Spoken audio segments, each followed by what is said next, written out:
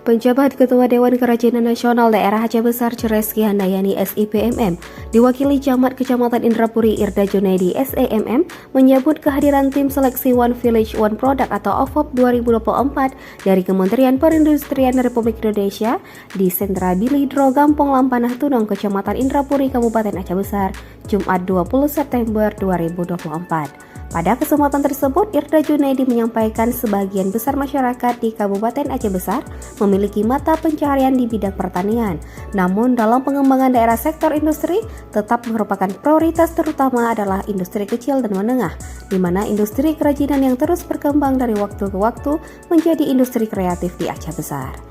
Irda Junaidi menjelaskan kelompok Bilidro merupakan salah satu IKM binaan dari Dekranasda Kabupaten Aceh Besar yang memiliki 34 perajin yang terbagi ke dalam 9 kelompok kecil dalam satu penguyuban bernama.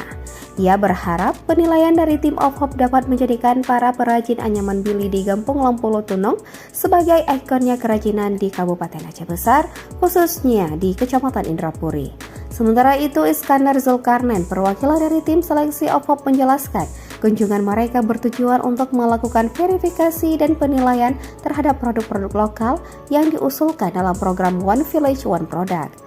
Program One Village One Product adalah pendekatan dalam pengembangan potensi di satu wilayah untuk menghasilkan satu produk kelas global yang unik dan khas daerah dengan memanfaatkan sumber daya lokal.